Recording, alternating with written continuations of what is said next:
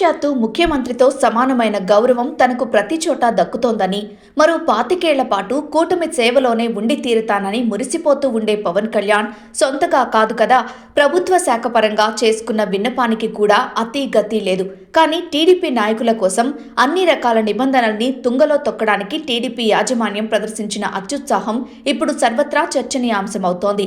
ప్రభుత్వ శాఖల పరంగా వచ్చిన వినతుల్ని కూడా బేఖాతరు చేసి గతంలో ట్రాక్ రికార్డ్ సరిగా లేని నాయకుడు అడిగితే మాత్రం అప్పనంగా అవకాశం కల్పిస్తున్నారు టీడీపీ అధికారులు. తిరుమల కొండ మీద కొత్తగా అతిథి గృహాల నిర్మాణాన్ని ఇక అనుమతించరాదని సుమారు 20 ఏళ్లుగా ఉన్న నిబంధనను తుంగలో తొక్కి టీడీపీ బోర్డు సభ్యుడు, ప్రస్తుతం టీటీడీ నాయకుడిగా చలామణి అవుతున్న జంగా కృష్ణమూర్తికి అలాంటి అవకాశం ఇవ్వడం ఇప్పుడు వివాదాస్పదమవుతోంది. తెలుగుదేశం పార్టీ అధికారంలోకి వచ్చిన తరువాత గతంలో 5 ఏళ్ల పాటు జగన్ చేసిన పాపాలన్నింటినీ ప్రక్షాళన చేస్తామని, ఆ ప్రక్షాళన తిరుమల నుంచే ప్రారంభిస్తామని చాలా ఆర్భాటంగా ప్రకటించారు.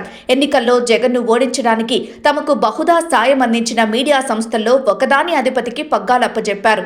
ఆయన కూడా టీటీడీని దేవదేవుణ్ణి ఉద్ధరించడానికే తను అవతరించినట్లుగా అప్పట్లో చాలా గప్పాలు కొట్టుకున్నారు. తీరా జరుగుతున్న తంతు మొత్తం రాజకీయ దుర్గంధంతోనే నిండి కనిపిస్తోంది. ప్రతిదీ రాజకీయ నిర్ణయంగా నిరూపణ అవుతున్నదే తప్ప ధర్మ రక్షణ కోసం, భక్తుల సేవ కోసం జరుగుతున్న నిర్ణయాలుగా తేలడం లేదు.